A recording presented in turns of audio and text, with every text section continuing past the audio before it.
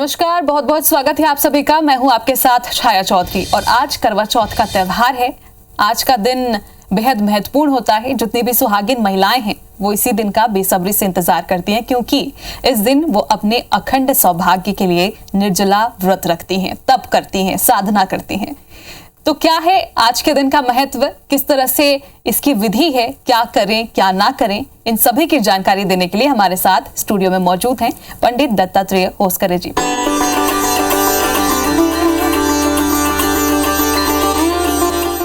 पंडित जी, बहुत बहुत स्वागत है आपका हमारे इस खास प्रोग्राम में। जी नमस्कार। पंडित जी, सबसे पहले यही जानना चाहेंगे कि करवा चौथ इस दिन का क्या महत्व होता है, क्या विधान होता है?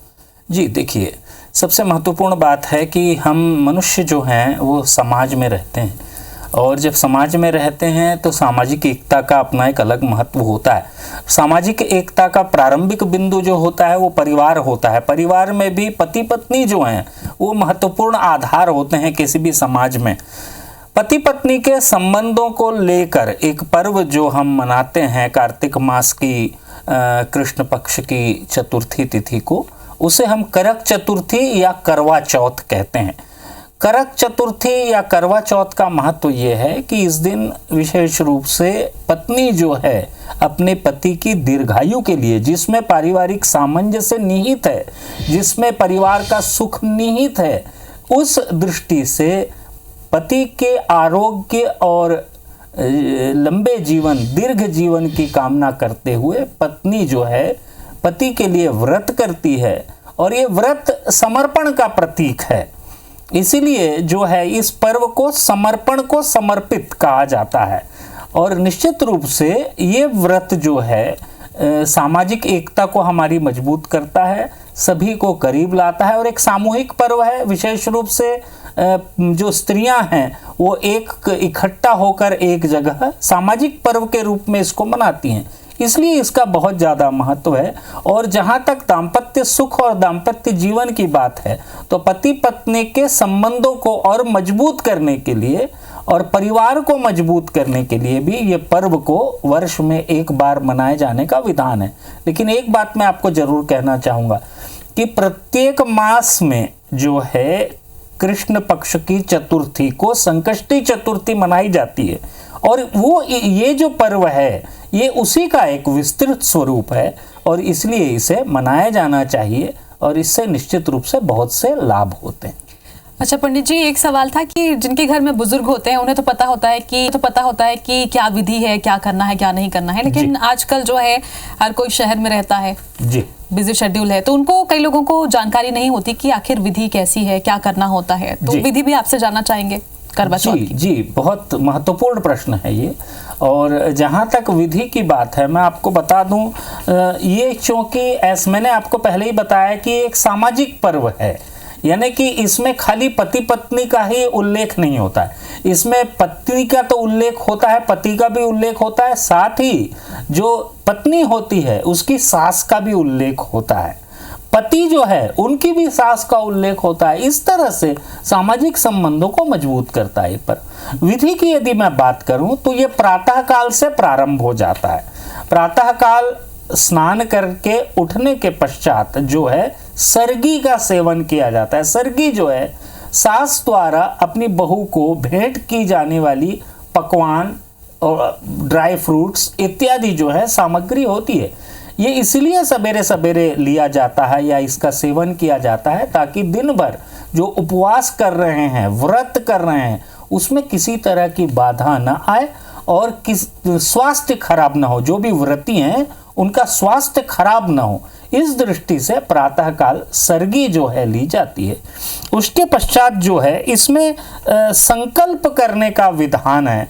मैं आपको बहुत ही शॉर्ट वे में इस संकल्प को आपको बता देता हूँ। ये संकल्प जो है इस ढंग से करें, आप इसको रिकॉर्ड भी करके अपने पास रख सकते हैं। हाथ में पीले चावल, पुष्प, 1 रुपए का सिक्का इत्यादि रख लें और संकल्प करें, मम सुख सौभाग्य पुत्र पौत्रादि सुस्थिर श्री प्राप्तये करक चतुर्थी व्रतम अहम कर्म करिष्ये। ये आप संकल्प कीजिए। संकल्प का बहुत ज़्यादा महत्व है, यानी कि मैं अपने पुत्र पौत्र इत्यादि के सुख की कामना करते हुए, अपने पति की दीर्घायु की कामना करते हुए ये व्रत कर रही हूँ। ऐसा कहते हुए वो जो सिक्का इत्यादि है उसको एक कपड़े में बांध के रख दें। अब जो है दीवार पे गेरू से विभिन्न आकृतियों के निर्माण की प्रक्रिया है, इसको जरूर करना चाहिए।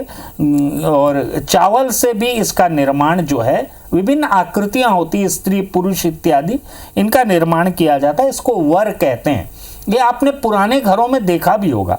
यही आकृति देख के आप निर्माण कर सकते हैं या किसी कागज पे बना सकते हैं, इसको कर लें। पीली मिट्टी से गौरी बनाना चाहिए। ये जो व्रत का विधान है, गौरी बनाया जाना चाहिए। उनकी गोद में गणेश जी को बैठाना चाहिए। ये प्रक्रिया है। यदि आपसे नहीं भी हो पा रहा है तो एक फोटो ऐसा ले लें जिसमें गौरी जी के गोद में गणेश जी हैं, इनको रख लें। अब लकड़ी का आसन बिछाएं, उसमें चावल से एक चंद्रमा जैसी आकृति बना देनी चाहिए। गौरी जी को चुनरी उड़ा देना चाहिए। सुहाग की सामग्री गौरी जी को अर्पित की जानी चाहिए और जल से भरा हुआ एक लोटा सामने रख दें। ये पूजन में काम आता है जो लोटा है। और बयाना जो है वो दिया जाता है, जो कि एक टोटी युक्त मिट्टी का पात्र होता है। और करवा ले लें, करवा भी टोटी युक्त पात्र होता है। करवा में गेहूं और शक्कर का बूरा भर के, बुरादा शक्कर जो पाउडर होता है शक्कर का, उसको भर के उसके ऊपर 1 रुपए का एक सिक्का रख दें और स्वास्तिक बना लें। गणपति जी की पूजा करें। गणपति जी की पूजा बहुत महत्वपूर्ण है। क्यों महत्वपूर्ण है? क्योंकि हम एक निश्चित कार्य करने जा रहे हैं, बहुत महत्वपूर्ण कार्य करने जा रहे हैं। और जैसा कि मैंने कहा संकष्टी चतुर्थी प्रतिमाह की जाती है, तो उस हिसाब से गणेश जी का पूजन बहुत महत्वपूर्ण होता है, क्योंकि संकष्टी चतुर्थी को भी गणेश जी का पूजन किया जाता है। गणेश जी का पूजन गणानाम त्वा गणपति गोंगवाम है ऐसे मंत्रों के साथ, या श्रीमन महागणाधिपतये नमः ऐसे मंत्रों के साथ गणेश जी को जो है हल्दी, कुमकुम, सिंदूर, पुष्प, दूबी, बेलपत्र इत्यादि गणेश जी को अर्पित करके, गणेश जी भोग प्रिय हैं तो उनको भोग लगा देना चाहिए। ये करने के अनुसार पति की दीर्घायु की कामना करें। इसका भी मंत्र है, देखिए बहुत महत्वपूर्ण है। ये मंत्र का उच्चारण कर सकें तो बहुत बढ़िया है, लिख के जरूर रख लें इस मंत्र को। मम नमः शिवाय शर्वाण्यै सौभाग्यम संतति शुभम प्रयच्छ भक्ति युक्तानाम नारीणाम हरिवल्लभे। ऐसे मंत्र को बोलते हुए जो है पति की दीर्घायु की कामना करते हुए थोड़ा सा चावल गणेश जी और गौरी जी के सामने छोड़ दें। करवा जो होती है उसमें 13 बिंदुएं बनाई जाती हैं। 13 गेहूं के दाने हाथ में लेकर, कथा जो है जिसका एक सारांश आपको अभी बताऊंगा मैं, कथा जो है वो सुनी जाती है 13 दाने गेहूं के हाथ में लेकर। कथा सुनने के बाद जो है करवा को के ऊपर हाथ घुमाकर इसको अपनी सास को भेंट कर देना चाहिए। उनको प्रणाम करके उनका आशीर्वाद ले लेना चाहिए। ये सामाजिक पर्व है, मैंने पहले ही कहा है। इसमें सास भी जुड़ रही है, बहू भी जुड़ रही है, पति तो जुड़ ही रहे। तो इस तरह से पूरा परिवार एकाकार हो जाता है इस व्रत में। 13 दाने गेहूं के जो हैं वो टोटीदार पात्र में डाल दें। चंद्रमा निकलने के बाद छलनी की ओट से जो है, छलनी के जो आप वो देखते हैं ना, बॉक्सेस देखते हैं ना, छलनी में जो छोटे छोटे बिंदु हैं, यानी कि जिनसे आपने को ट्रांसपेरेंट दिखता है बाहर, ये सब जीवन की परेशानियां हैं, उनसे मुक्ति का उपाय चंद्रमा है। तो वही जो है पति पत्नी के संबंधों को मजबूत करता है।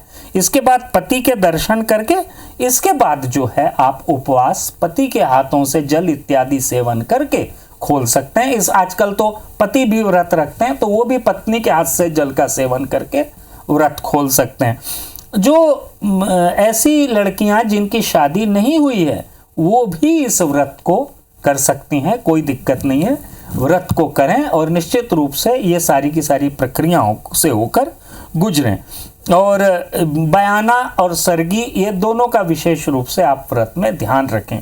तो ये पूरी की पूरी प्रक्रिया मैंने आपको व्रत की बता दी। इसको निश्चित रूप से पालन करके यदि आप करते हैं तो आपको लाभ मिलेगा।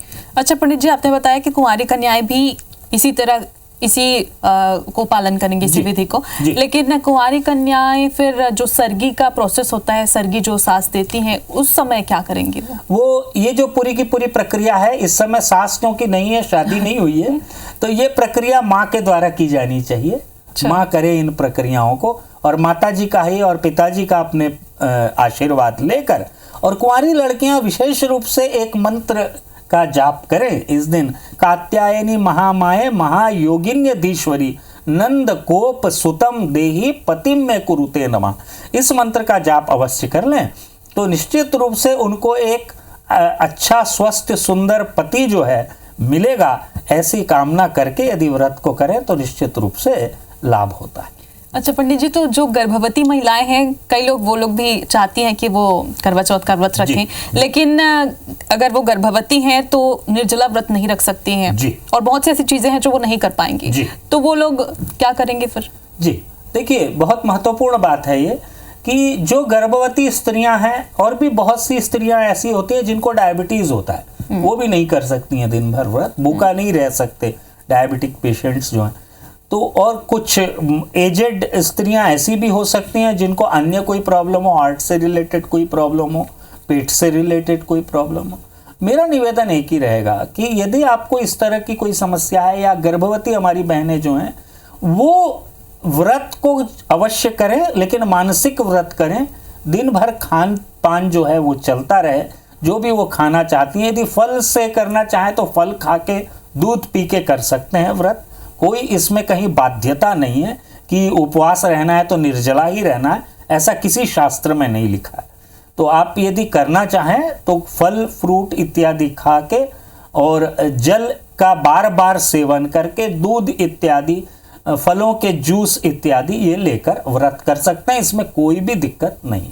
अच्छा पंडित जी, एक और सवाल था कि पूजा के पटे में क्या रखें? जो पटा होता है जिसमें आप पूजा की सामग्री रखते हैं, उसमें क्या क्या रखना जी चाहिए? देखिए, वैसे तो विधान बहुत बड़ा है। यदि आप पूजन के पटे की बात कर रहे हैं तो पूजन के पटे पे गणपति गौरी जी तो रहती ही हैं, साथ ही साथ आप षोडश मातृका की स्थापना कर सकते हैं, कलश की स्थापना अवश्य करें, ये तो आवश्यक प्रक्रिया है। इसके साथ ही साथ हल्दी, कुमकुम, सुहाग का सामान इत्यादि जो है विशेष ये चीज़ें जो हैं इनकी स्थापना की जाना चाहिए। यदि गौरी जी को आप बैठा रही हैं तो निश्चित रूप से उनके लिए किसी तरह के आभूषणों की भी आवश्यकता होती है, तो वो आभूषण भी आप रख सकते हैं। साथ ही साथ जो करवा होता है वो भी पाटे के पास ही रखा जाता है, करवा रख के, और निश्चित रूप से ये सारे के सारे सामान रख के उसके बाद यदि पूजन करें तो इससे सहूलियत भी होती है और इससे लाभ भी मिलता है। अच्छा पंडित जी, एक और महत्वपूर्ण सवाल है जो सभी लोगों ने पूछा था, हमारे जो दर्शक हैं, कि चांद कभी कभी नहीं निकलता है जी, तो उस स्थिति में क्या करना होगा? जी देखिए, मैं आपको एक बात बताऊं कि चांद जो है उसके उगने का एक निश्चित समय होता है ज्योतिषीय दृष्टिकोण से। प्रतिदिन जो चंद्रोदय होता है उसका अपना एक समय होता है जो पंचांगों में लिखा होता है। चांद यदि ना भी निकले, यदि बादल का मौसम है, यदि बदली है आपके आसपास, यदि चंद्र दर्शन नहीं हो रहे हैं, तो आप ये इस बार के चंद्र उदय का मुहूर्त जो है वो सायंकाल 7:55 का मुहूर्त है। टाइम नोट कर लीजिए, सायंकाल 7:55। यदि बदली रहती है, चंद्र दर्शन नहीं होते हैं, तो 7:55 के बाद जो है चंद्र दर्शन हो जाएगा। आवश्यक नहीं है कि चंद्रमा दिखे, आप आसमान में देख के ये क्रिया को कर सकते हैं, कोई दिक्कत नहीं है। चंद्रमा के दिखने का इंतजार न करें यदि बदली जैसा मौसम है। पंडित जी, अब राशिफल की बात कर लेते हैं कि राशिफल के अनुसार आज के दिन क्या करना चाहिए? जी, राशि के अनुसार कपड़ों का, वस्त्रों का महत्व दिया गया है। मैं आपको बारी बारी से बता देता हूँ। जैसे मेष राशि का स्वामी मंगल होता है। बैंगनी या लाल कलर के वस्त्र पहनना चाहिए मेष राशि की हमारी बहनों को। वृषभ राशि की बहनें जो हैं शुक्र प्रधान होती हैं, इसलिए चमकीला सफ़ेद रंग में मिश्रित कुछ रंग भी हों, ऐसे रंग का की साड़ी जो है वो पहन सकती हैं, या जो भी अपना वस्त्र पहनना है वो पहन सकती हैं। मिथुन राशि का स्वामी चूंकि बुध होता है, इसलिए मिथुन राशि की हमारी बहनें जो हैं पीले वस्त्र पहने। कर्क राशि की बहनें जो हैं वो चंद्र प्रधान होती हैं, इसलिए पीला और सफ़ेद वस्त्र वे पहन सकती हैं। सिंह राशि के जातक जो हैं वो गुलाबी वस्त्र पहने, गुलाबी रंग के डार्क या लाइट गुलाबी पहन सकते हैं। कन्या राशि की हमारी बहनें ऑरेंज या लाल रंग के वस्त्र पहने। तुला राशि की जो हमारी बहनें हैं वो हल्का नीला रंग का वस्त्र पहने।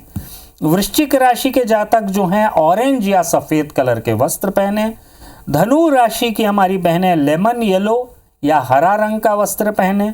मकर राशि की जो जातक हैं वो चमकीला नीला यानी चमकीला बॉर्डर हो, उसके साथ नीला कलर हो, ऐसा वस्त्र पहन सकते हैं। कुंभ राशि के जो जातक हैं वो हल्का ऑरेंज यानी कि पीच टाइप का कलर हो या गुलाबी रंग हो, इस ढंग के वस्त्र पहन सकते हैं। मीन राशि की हमारी बहनें हरा, पीला या पिकॉक कलर इसको पहने और व्रत करें। निश्चित रूप से इसका एक अलग ऑरा डेवलपमेंट होता है, जिससे जो है आपको एक पॉजिटिव एटमॉस्फेयर मिलता है और आपको लाभ होता है। अच्छा पंडित जी, तो एक और सवाल था कि क्या ये सब प्रोसेस वो लोग भी करेंगे जो पहली बार व्रत रख रही हैं, उनको भी यही प्रक्रिया करनी है? जी, पहली बार जो व्रत कर रही हैं हमारी बहनें, उनको जो है उनके घर से जो है वो सरगी इत्यादि आती है, तो उसका विशेष रूप से ध्यान रखें, क्योंकि पहला व्रत होगा विवाह के पश्चात, तो सरगी जो भी आती है उसका सेवन इत्यादि करके ही व्रत जो है प्रारंभ करें। और दूसरी बात मैं कहना चाहूँगा कि पहली बार जो व्रत कर रही हैं बहनें हमारी, उनको पूरे नियम का ध्यान रखना चाहिए और कथा इत्यादि श्रवण करते वक्त बहुत ध्यान से, बहुत ही सीरियसली कथा का श्रवण करना चाहिए, नियमों का पालन करना चाहिए। व्रत करते समय किसी भी तरह से कोई मानसिक तनाव या मानसिक कोई दिक्कत नहीं होना चाहिए, इस बात का ध्यान रखें। किसी तरह से आप जिस घर में रह रहे हैं उस घर में किसी भी तनावपूर्ण परिस्थितियां नहीं होनी चाहिए, इस बात का भी ध्यान रखें। ये सारी की सारी बातें रखें और जैसे सब करते हैं सबको देखकर अपने व्रत का अनुसरण करें। जी पंडित जी, तो बहुत बहुत शुक्रिया आपका, बहुत बहुत धन्यवाद ये सभी जानकारी देने के लिए। तो देखिए, करवा चौथ का आज व्रत सभी महिलाएं रख रही हैं और बेहद महत्वपूर्ण भी होता है ये, क्योंकि इस दिन वो अखंड सौभाग्य के लिए व्रत रखती हैं, निर्जला व्रत रखती हैं। तो ये सभी विधि है, प्रक्रियाएं हैं, इसे अगर आप भी फॉलो करती हैं तो आपके लिए बेहद शुभ होगा। और इसी के साथ आप सभी को करवा चौथ की ढेरों शुभकामनाएं। फिलहाल मुझे दीजिए इजाजत, नमस्कार।